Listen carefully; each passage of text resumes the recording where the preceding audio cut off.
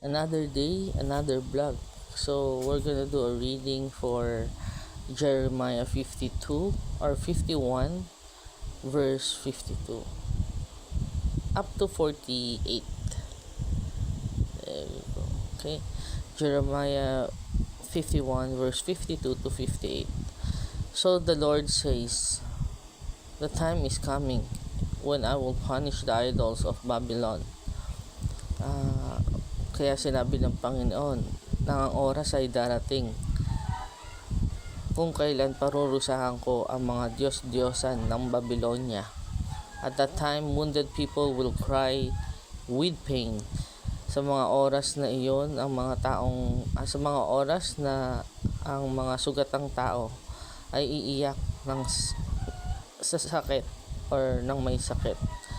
Everywhere in that country, sa lahat ng lugar sa bansang iyon, Babylon might grow until she touches the sky. Ang Babylonia ay maaaring lumaki hanggang mahawakan niya ang langit.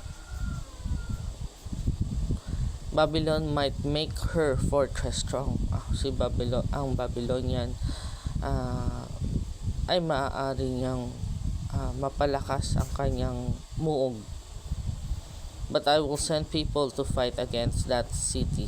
Ngunit ako'y magpapadala ng mga tao upang labanan ang lungsod na iyon. And they will destroy her. At sila ay sisirain siya, says the Lord, sinabi ng Panginoon. 54.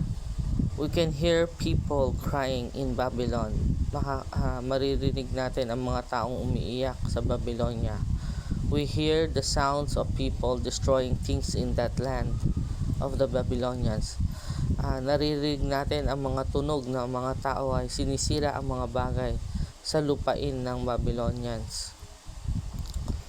The Lord will destroy Babylon very soon. Ang Panginoon ay sisirain ang Babylonia sa pinakamabilis na panahon, no?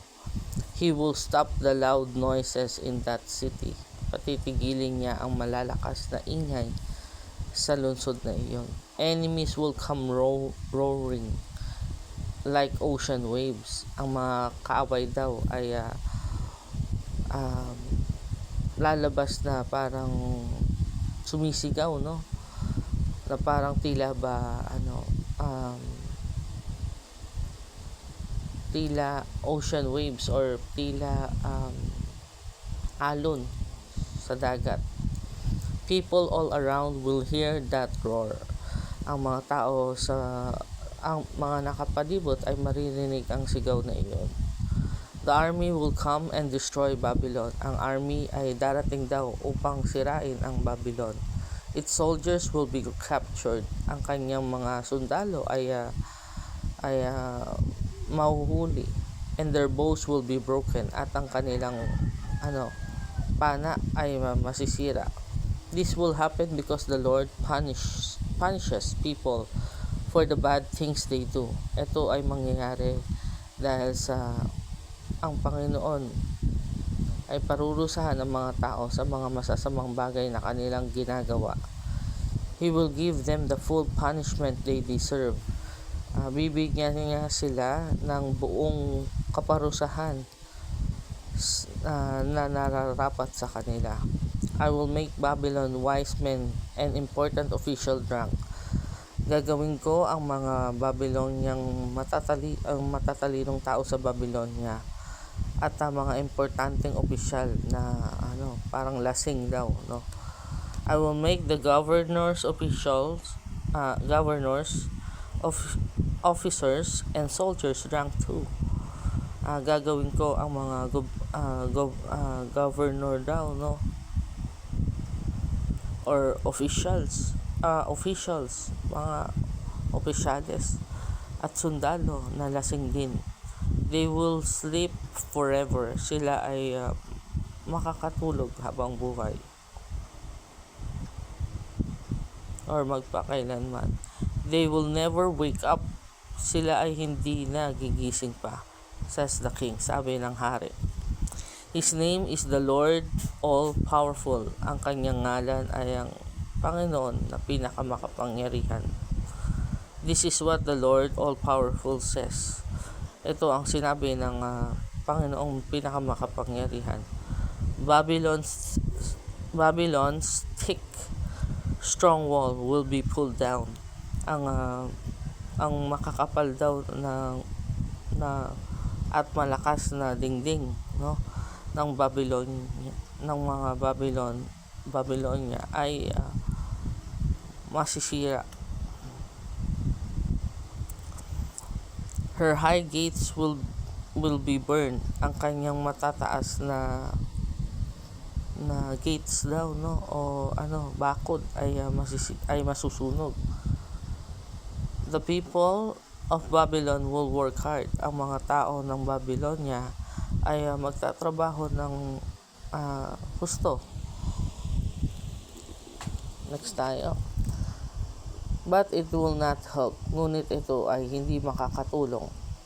They will get very tired trying to save the city. Sila ay lubusang mapapagod sa pagsusubok na maligtas ang lungsod. But they will only be fuel for the flames. Ngunit sila ay magiging parang gasolina lang daw, fuel daw para sa apoy. Yun. So, yan. If we think about this verse, ang pinaka-meaning talaga niya is nagagalit na si Papa God sa atin. No?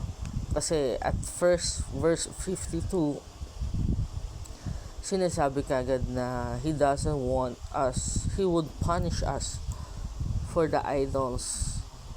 Ayan.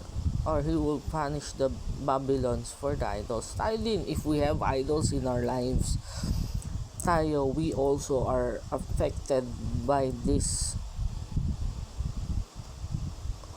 verse, no? If we prioritize other things aside from God, if we worship other things aside from Him, we're also being punished for the idols that we have in our life, or sa mga Diyos-Diyosan na meron tayo sa ating buhay.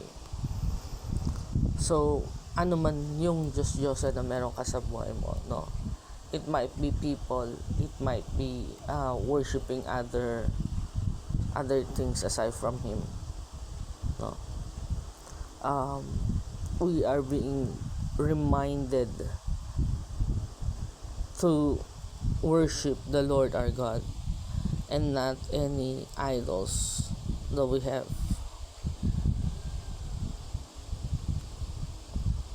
And I hope you guys would be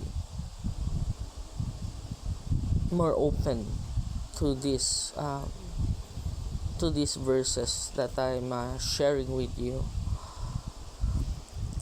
Okay, I'm not gonna let this finish everything to transcribe. I had tried to translate it in other language aside from English, but I've also wanted for you guys to read more about the Word of God. That's why I'm sharing this. And if you are being led to help this ministry, we are also open, or we are also accepting now any donations for this channel. So we have our GCash account or Pay My account. You can check that out. You can send your donations to 0920-234-2275. And we also have our bank account. I'll try to put it on the comment section for the bank details. And lastly, we could probably pray for you guys. Okay? So, dasal po tayo para sa inyong kagalingan. Sa mga may iniinda, for those who have sickness, illness, diseases, or yung mga may mga nararamdaman pong sakit, karamdaman, o malubhang sakit. Magdasal po tayo. Let's pray. Heavenly Father, we come to you today. We're seeking healing and restoration for the sick and weary. Remove their pains and grant them healing miracles with your mighty hands. Help them to know that you don't give trials we cannot face because we never face them alone. Through the power of your name, I destroy, cast down, shatter any stronghold that is keeping them from living complete freedom and victory in you. Calm their timid hearts and bring rest to the weary places. Follow me. Father, come into my heart.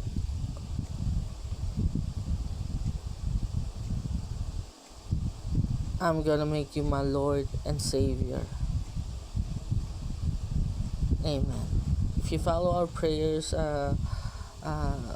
thank you for enduring the video, or you're coming up to the full end of this video. So any suggestions, prayer requests, you can put it on the comment section. We can help you to pray for your loved ones as well. And doon naman po sa mga may karamdaman na iba pa, maraming salamat po sa mga sumunod sa ating dasal at nakaabot sa dulo ng ating video na ito. At any prayer request po na gusto nyo, pwede nyo pong ilagay yan doon sa comment section. You could put it in the comment section. We could pray for you guys. If you want us to pray for anyone else, we'll be also giving this prayer request to our pastor, so that it could so that the congregation would be able to pray for you as well. Sa mga iba po, pwede po kayong maglatag ng prayer request nyo, at ibibigay po natin to sa ating mga kapastoran, at ilalahad po natin sa ating simbahan upang ang buong kongregasyon po ay maaaring magdasal para sa inyo. Maraming salamat po. Till our next video. Bye!